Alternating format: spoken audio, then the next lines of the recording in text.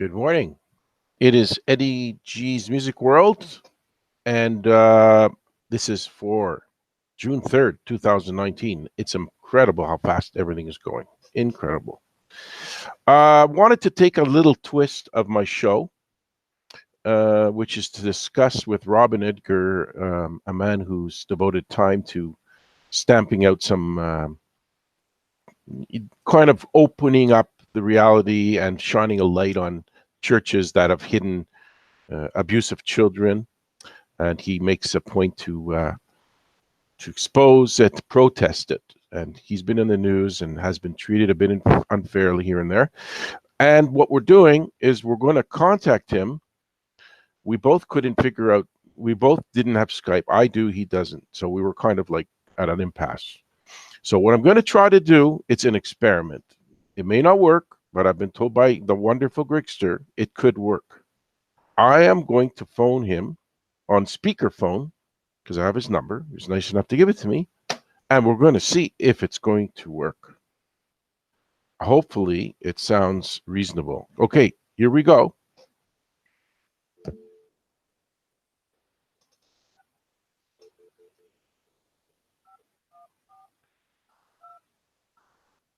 This is exciting. Radio, let me tell you. What a budget I have. 32 cents.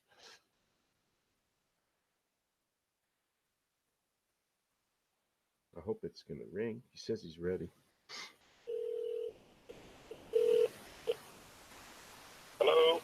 Hey, Robin. It's Eddie. How's it going? Okay, what I'm going to do is I'm going to put my headset down on the table and put the phone next to it. And it's, like you said, it could work. Let's try it. Right.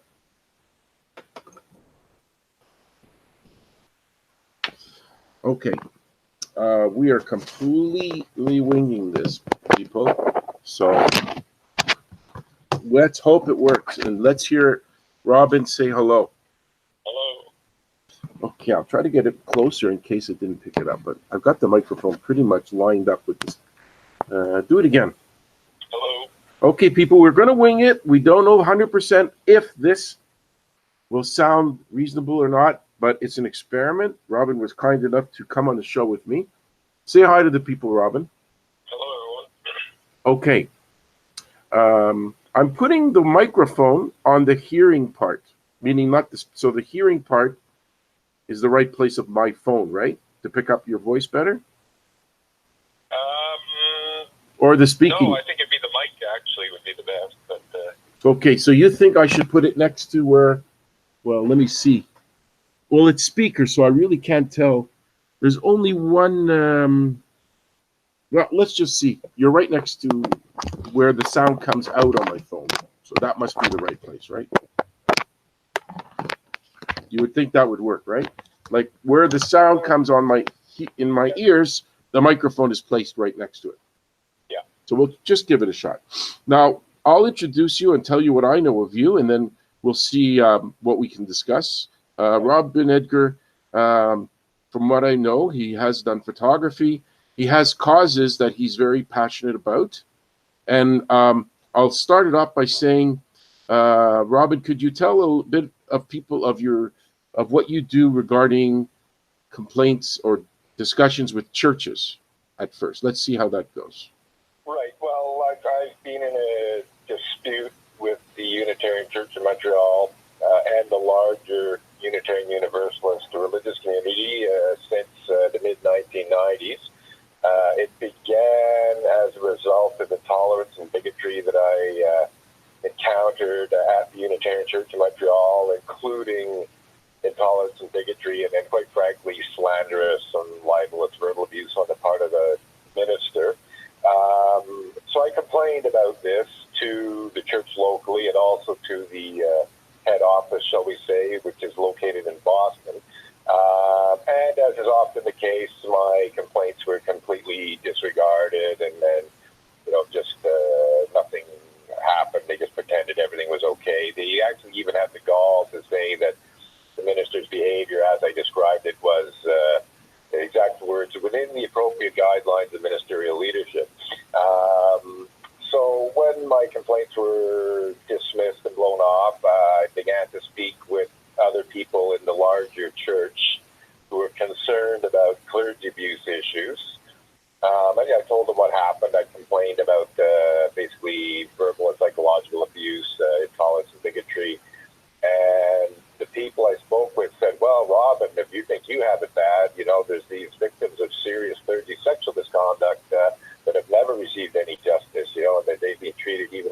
you. so, so when I became aware of that, I said, well, I can add that to the issues I'm dealing with. I was given to understand that many of the victims of clergy sexual misconduct had been silenced by the church, and they'd been coerced or cajoled into signing confidentiality agreements, also what we call the non-disclosure agreements. So they literally were legally constrained from speaking about what happened to them.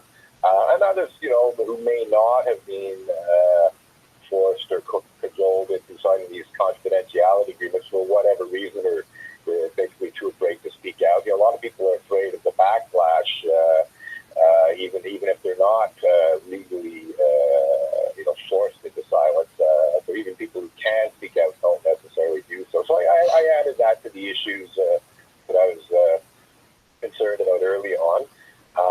And because the church locally just completely failed to deal with my letters of grievance and so on and so forth, I started a one-man protest in front of their church in May of 1998. And I've been protesting not every Sunday, but most Sundays outside the Unitarian Church in Montreal ever since, with some interruptions, such as right now. As I'm sure you're aware, I was arrested for the alleged criminal harassment of Sue Montgomery back in December of 2017. And in the court conditions that I'm subjected to as a result of that criminal charge, she put the Unitarian Church of Montreal as one of the places that I was not allowed to be. I think she did this deliberately to shut down my protest. I think she knows perfectly well what she's doing. And so basically, I see it as a kind of favor to the church. She named the Unitarian Church of Montreal as one of the places I could not protest. So I'll continue on. I was able to have my lawyer get the conditions reduced so that the Unitarian Church of Montreal was not even mentioned in the conditions, and I proceeded to resume my protest, I think in March of 2018. So it was down for a few months as a result of the court conditions. It took a few months to get the conditions revised. I resumed my protest in March, and then I think the second time that I was protesting in March, it was March 18th of 2018, and what I protest now, I keep a camera running all the time. Yeah, I saw that. For various reasons, but basically I've been assaulted by Montreal Unitarians. I've had false accusations brought against me by Montreal Unitarians where they call the police and make false accusations. So I keep a camera running almost constantly while I'm protesting just to record what's happening so I can protect myself from false accusations or so I can have evidence of assaults and so on. So I was basically just walking back and forth with my picket signs when a person approached me, and it turned out to be Sue Montgomery. She stopped, let's say, 10 or 15 feet in front of me, pulled out her cell phone, took a photo, and then called the police to try to get me arrested for breach of condition. She proceeded to kick or throw my picket signs into the street. I saw that, yeah. Yeah, repeatedly. Yeah, it's on YouTube. Yeah. I put pretty well all of the videos of my protest up on YouTube as a way of making it more broadly available. So, as far as Sue Montgomery's involvement in all this goes, as you may be aware, she was for a long time Gazette journalist. Very well aware, yeah. And for quite a while, she was the Gazette. Well, she called it the justice reporter, but more accurately, it's the judicial reporter, the reporter who reports on court cases and so on. And she joined the church after my protest began. I first became aware of her involvement with the church in the mid-2000s, let's say 2005, give or take a year. And so when I saw her coming to the church on occasion, I would say, "Hey, Sue, when are you going to report on the justice issues in terms of the church?" And of course, she would completely ignore me. And then in 2012, so getting closer to the present, but now 7 years ago, I was accused of violating Canada's blasphemy law by the main head office of the church in Boston. So the main head office of the church in Boston hired a Montreal corporate lawyer to have me served with a cease and desist demand letter, which, amongst other ludicrous accusations, accused me. I'll give you the exact words of what he said. He said, "Your unfounded and vicious allegations to the effect that ministers of the association engage in such despicable crimes as pedophilia and rape are defamatory." And went on to say that they were so defamatory that they constituted the criminal act of blasphemous libel. Well, I didn't even know what blasphemous libel was. I'd never heard that term. You know, I'd heard blasphemous before, I'd heard libel before, but I'd never seen them together in a small phrase. So I Googled blasphemous libel, Canada, and what came up is that Canada did in fact have an anti-blasphemy law in the criminal code. So I was essentially being accused of a criminal act that carried a 2-year jail sentence if you're convicted. And this was all in an effort to intimidate me into removing blog posts that told the truth about Unitarian Universalists who were actually charged, tried, and convicted of pedophilia and or rape and sentenced to jail terms. So I was very, very careful to only blog about cases where people were actually convicted because I wanted to avoid legal hassles. I wanted to avoid being accused of slander, libel. I wanted to be able to say, no, like this is the newspapers, like everything I'm putting out there is based on newspaper reports and so on. There's nothing false about it. But they nonetheless tried to pretend, that what I was saying was unfounded and vicious. Can I ask one question? Yeah, sure, yeah. As many questions as you want. Yeah, no, I don't want to interrupt you because it's quite interesting, but that particular location of church, has there ever been allegations or convictions or court cases where anyone in there abused children? I've never found that out because I know you're overall protesting. Cases that happened in the United States, and that's why it was the head office that made this accusation. So I'm not accusing the church locally of cases of pedophilia, rape, and so on in the past. I'm accusing and speaking about cases that happened in the United States. Okay. And this was on my blog, the Emerson of Andrew blog. I blogged about these cases. Basically, it was actually a small percentage of my blog posts even dealt with these cases, but the church, head office wanted these to disappear completely because they'd actually done a pretty good job of keeping it hidden. There was very, very little information available on the internet other than my blog posts. So they had managed to keep it off the internet in various ways. And so they wanted my blog post to disappear so that there'd be literally nothing. I see. They're just trying to keep it off the internet, and you're trying to poke the reality of the situation that there is abuse, and this church is connected to the Boston group, that they're connected together. So you're going to the place in Montreal, but it's basically to protest things from the U.S. more than here. Well, on that issue, there are local issues. My protest, as I said, began as a result of verbal and psychological abuse that I was subjected to, and various other. The church keeps raising the ante. They keep doing stupid things, bringing false criminal charges against me, and so on. I've been physically assaulted by Montreal Unitarians. I even have some videos of assaults. I saw them all. Not assaults that much, but I saw everything I could find on you. Exactly. Yeah. There's at least 2 videos of assaults on me, actually 3. And I can assure you, for every time I've got a video of an assault, there's a few others that didn't get videoed, either because they happened before I was videoing everything, or for whatever reason, my camera wasn't available or running at the time. But getting back to the blasphemous libel thing, just to clarify, yes, the cases of pedophilia and rape that I was aware of are in the United States, and I blogged about them within the context of the larger religious community. I wasn't accusing the church locally of any involvement in that. But after the church head office accused me of violating Canada's blasphemy law, I did begin displaying a picket sign in my protest outside the church locally, which says Unitarian Universalists misuse Canada's blasphemy law. in legal bullying intended to cover up pedophilia rape or something along those lines. So basically making the public aware that the larger church had falsely accused me of violating Canada's blasphemy law in an effort to hide serious sexual abuse.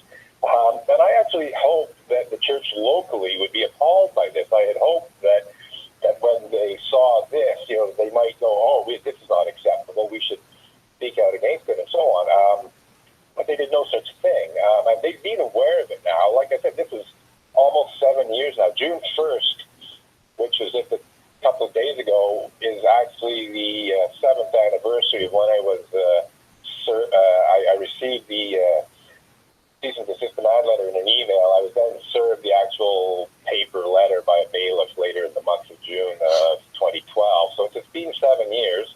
I didn't immediately protest that in front of the church. I tried to resolve the issue with emails and so on to the head office, but they basically refused to do what was necessary. I essentially told them they had to do three things. They had to formally withdraw the false blasphemous libel accusation, they had to publicly apologize for it, and they had to disclose the truth about Unitarian Universalist ministers who were actually guilty of either pedophilia or rape, because there's more than I blogged about.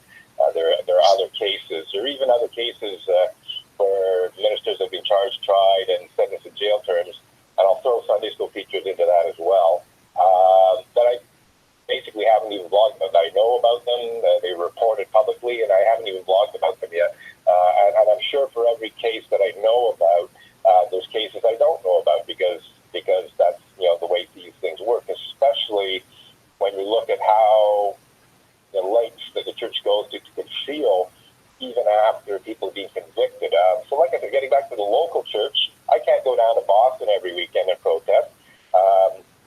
One of the reasons, in addition to protecting myself, that I video, essentially I had to video everything pretty well constantly just to protect myself. But I said, well, since I have to video everything anyway, I might as well do a narration. So you may have noticed when I'm protesting and the video's running, I'm narrating.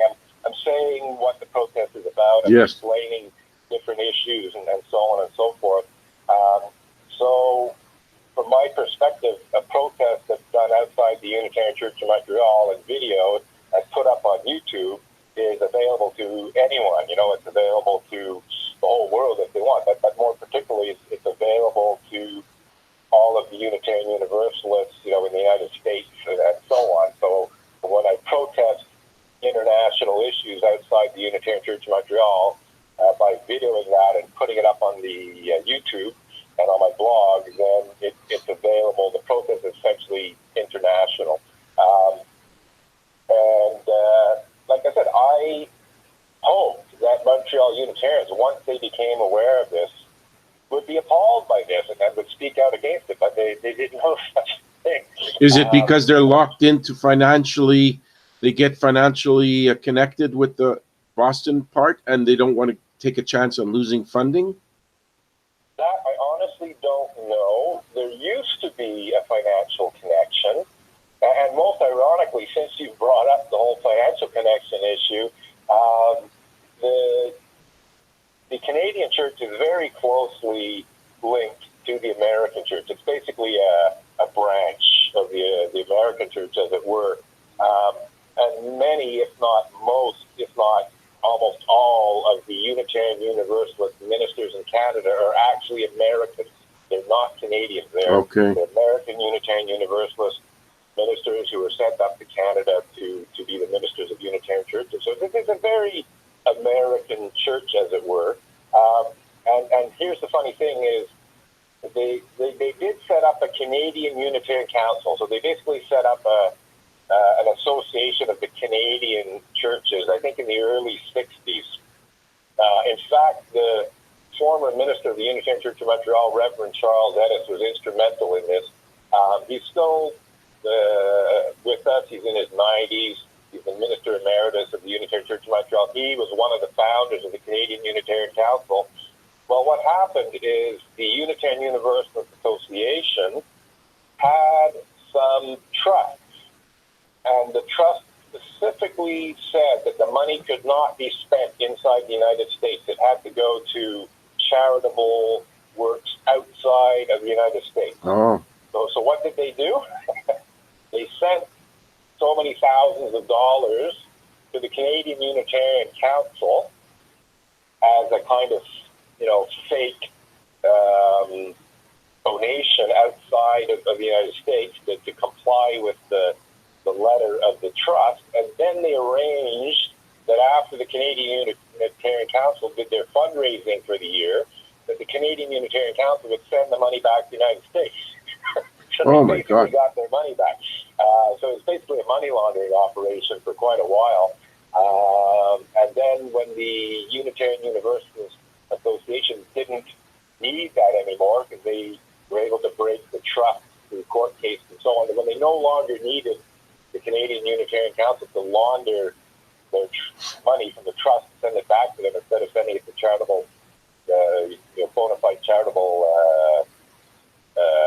organizations outside of the United States, they decided they didn't really need the Canadian Unitarian Council anymore, and they separated. It was basically a forced separation. They tried to make it look like the Canadian Unitarian Council was seeking independence, blah, blah, blah, but in reality, it was the head office in the United States had no use for the Canadian Unitarian Council for money laundering anymore and didn't really need them. But getting back to your question specifically, when there was this connection, as I just explained to you, the Canadian Unitarians would, like a certain portion of what Canadian Unitarians gave to the church was given back to the United States specifically for the association in the United States. I don't know what the situation is now, but there are still close links, put it that way, and I'm sure there probably is some financial back and forth, just in terms of the fact that I said that the ministers, most of them are American ministers.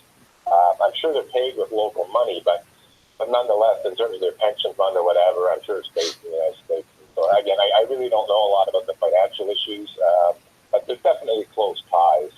I have which, the church locally tries to distance itself from. They try to pretend, oh no, we're very separate. It's not our problem, and blah blah blah. But no, they're more closely related than they like to pretend. in another department. I'm not sure if I'm correct in what I saw.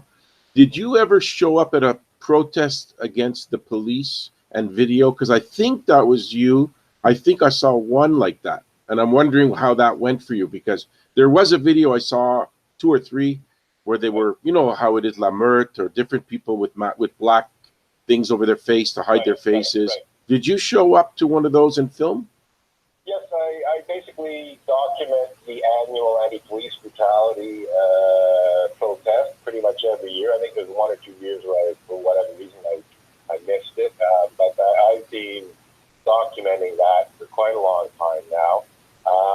I'm definitely concerned about SPVM police brutality and also SPVM incompetence. I mean, just in terms of my church protest, as you may have noticed in some of the videos, They are very amateurish, these people. exactly. Not just amateurish, but some of them are quite authoritarian. Like, they literally think, that you don't have the right to protest. And you're on public property, right? Exactly. I'm on the sidewalk here, but that's it. They make up all these excuses. Like, as you've noticed, I have some freestanding picket signs. In other words, they're not in my hand. I lean them up against trees and signposts and so on. And for quite a long time, well, first of all, the church was claiming that this was their property, when in fact it's not. Anything 3 feet back from the sidewalk belongs to the city, no matter where you are. But what was happening is the church was claiming that these freestanding picket signs were on their property. They called the police. And the police would say, I have to get rid of those picket signs. In one incident, which I unfortunately didn't video because it happened before I was able to, there's some very aggressive cops actually seized my picket signs and threw them in their car and took them away. And when I called the next day to get them back, they told me they destroyed them. So they literally stole my picket signs and destroyed them completely illegally, as far as I'm concerned. I had intended to file a police ethics commission complaint about that, but because I was giving misleading information about aspects of it, it never happened. But nonetheless, as a result of my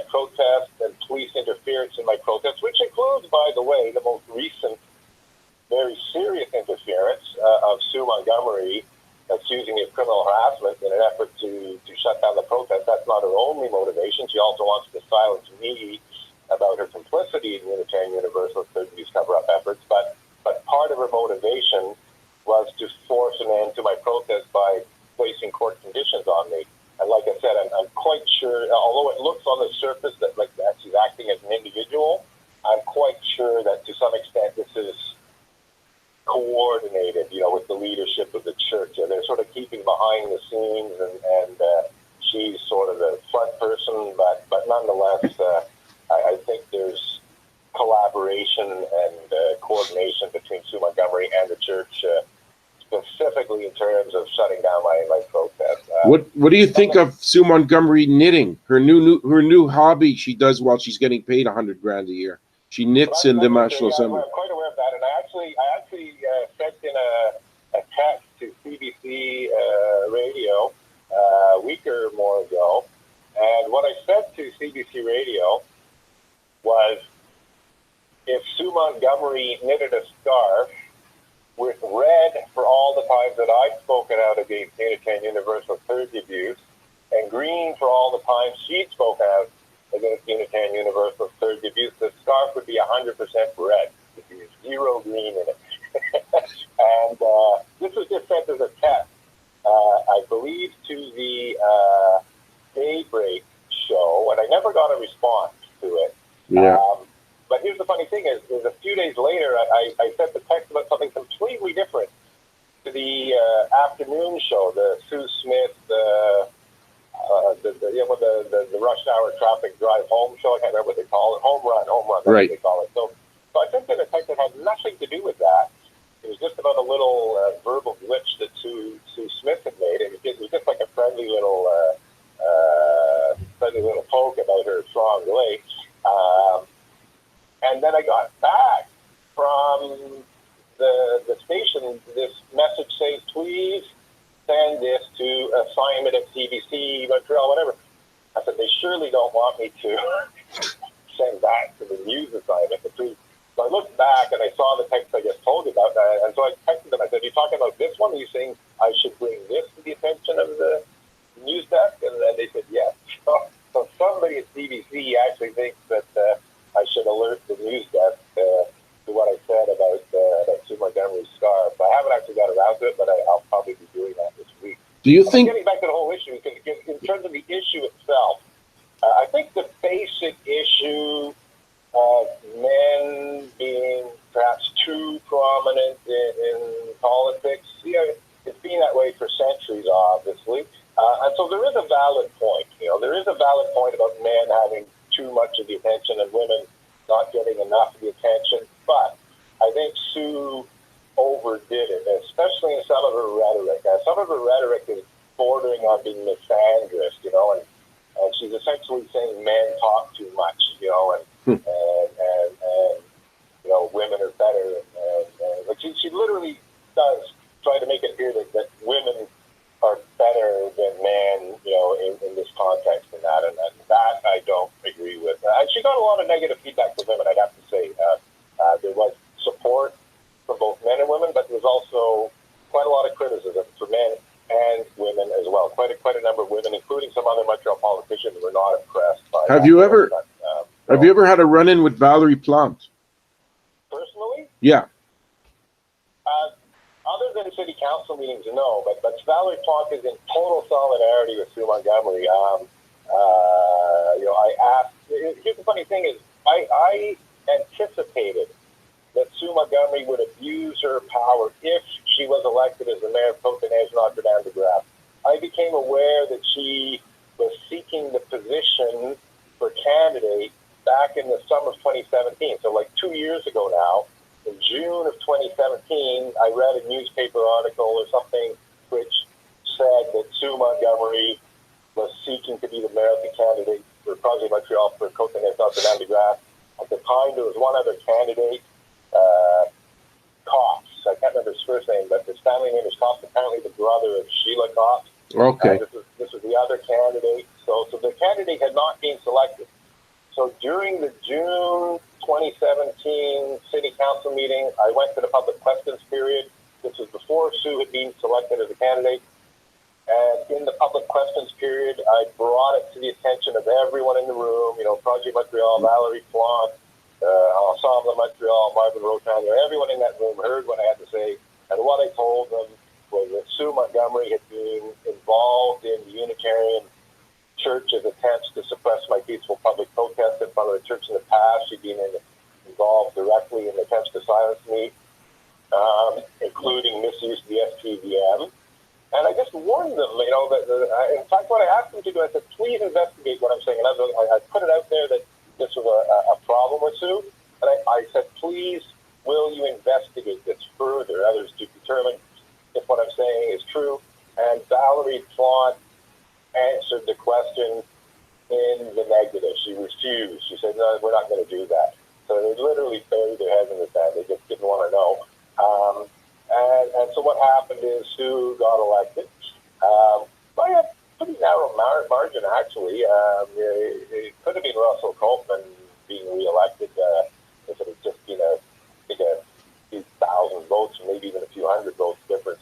And so she got elected, and she abused her power in a much more spectacular way than I was expecting. I thought she'd work behind the scenes, pressuring the police to suppress my protest in front of the church. So I didn't think she'd be upfront about it. But no, literally a month after being elected, she was elected on November 4th. On December 5th, she went to the SPVM to file a police report to try and get me arrested for criminal harassment. And it's very clear to me that what prompted her to do that on that particular day is that earlier in the day I had a chance encounter with her. I was standing at the corner of Marlowe and the Maisonneuve Boulevard waiting for a 104 bus. Right. When Sue Montgomery came down Marlowe, I didn't know at the time that she lived on Marlowe. Apparently she does. So I just thought this was a weird coincidence, especially since I was actually talking about her with a friend. I was actually talking to a friend who I'd met at the station about Sue Montgomery's complicity in Unitarian Universalist clergy cover-up efforts and so on. And she walked by right when we're talking about her. So it's like one of those speak of the devil moments. And she kicked your sign, right? Sorry? I saw she kicked your sign at some point. Yeah, that was the March 18th Right. when she came to try to get me arrested for breach of conditions. Yeah, that's what I spoke about earlier. She very deliberately came to the church and photographed all the police. It's very graphic. It's March 18th, 2018, that she kicked and threw, I think it's March 18th. But getting back to this incident, we're talking about the 5th of December of 2017. And when she walked by, I did two things. I reminded her that she falsely accused me of libel and that she needed to deal with that situation, which basically had to retract and everything. And I also told her that she could expect to see me at the next city council meeting and that I was going to ask her a question, and I expected her to answer it because I had asked her a question again about her complicity in Unitarian Universalist clergy cover-up efforts at the November city council meeting. So after the election on November 15th, the next city council meeting, I think it was towards the end of November 26th or 27th, something like that. During that public questions period, I asked Sue Montgomery to do a self-assessment of her integrity based on the fact that she, involved herself in efforts to keep clergy abuse hidden, shut down my protest and so on. And what happened is, first, Francois Limoges stepped in and basically dismissed my question. And as you may know, you get two questions in a row. You get like a follow-up question. And so when my question was dismissed and Sue didn't answer, she just sort of hid behind Francois Limoges. So my follow-up question was, I want Sue to answer this question. I want to hear from Sue. And what happened is she again basically was, I'd say incapable of answering because she knew that she had no good answer. And so Valerie Plante stepped in and accused me of harassment, blah, blah, blah. Sure. So that was at the end of November. So essentially what happened on December 5th is I told Sue that she could expect another, similar question at the next city council meeting. She obviously didn't want that to happen. And so she ran to the police and sought to get me arrested, I presume, on almost any charge. She just needed to have some charge brought against me so she could have court conditions placed on me that prevented me from being at City Hall, which is exactly what she did. And I think the arrest was as much about placing conditions on me to keep me at a city council meeting as anything else, So, we'll see how that goes, by the way.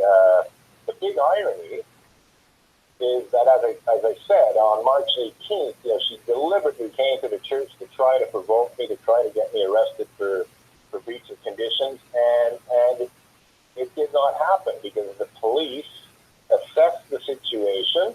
They knew that my conditions had been modified to allow me to be at the church and so on, and they determined that I had not breached conditions. So I was free to go. So I was detained for maybe 15 or 20 minutes while the police did their investigation. And that video is also on YouTube. And then at the end of it, the police let me go because they had determined that I had not reached conditions. So the big irony is that at the following city council meeting, I raised the issue of Sue Montgomery, coming to the church and interfering with my protest, showing complete contempt for my charter rights and freedoms, by literally physically throwing my picket signs into the street and kicking them into the street and so on. I raised the issue with Valerie Plante, and I said, what do you think of your deputy mayor?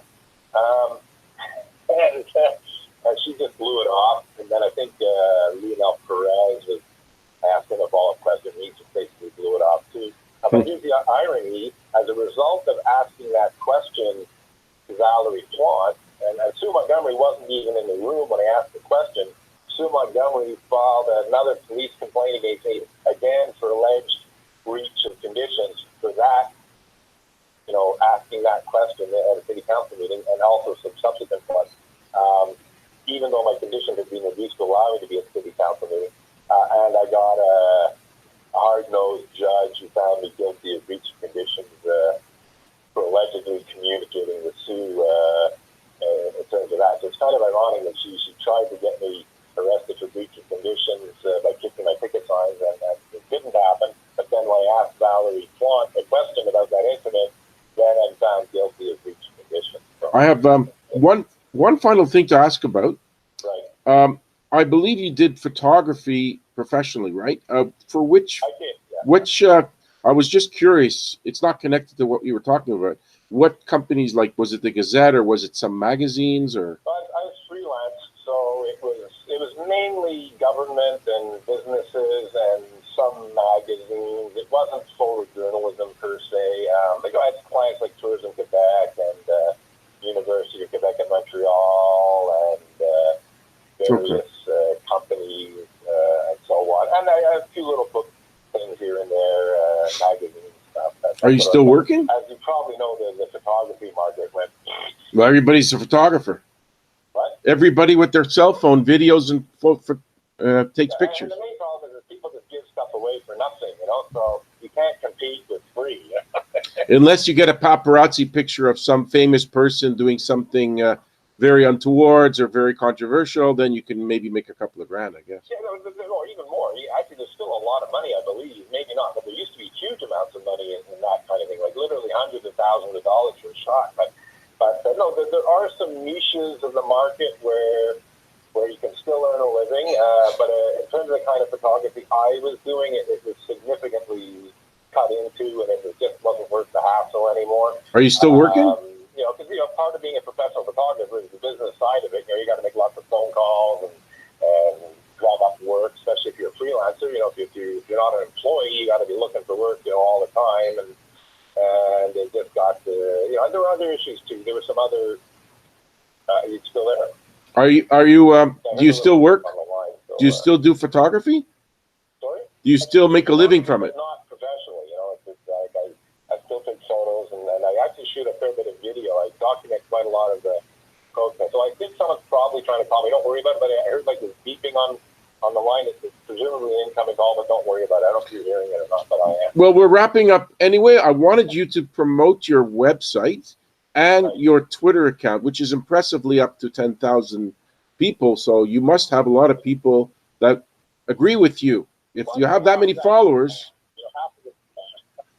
half of it's what?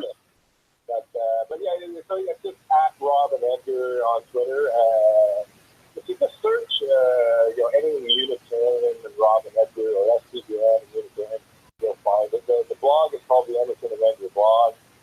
Again, if you just search Rob and Edgar and Unitarian, you'll find it. Well, I wanted to thank you very much. Stay on the phone. I'm just going to end the broadcast per se, but I'm going to talk to you after I end it. So I appreciate it very much, Robin. You're a man that caught my attention for being beleaguered and depicted as somebody worse than the molesters themselves.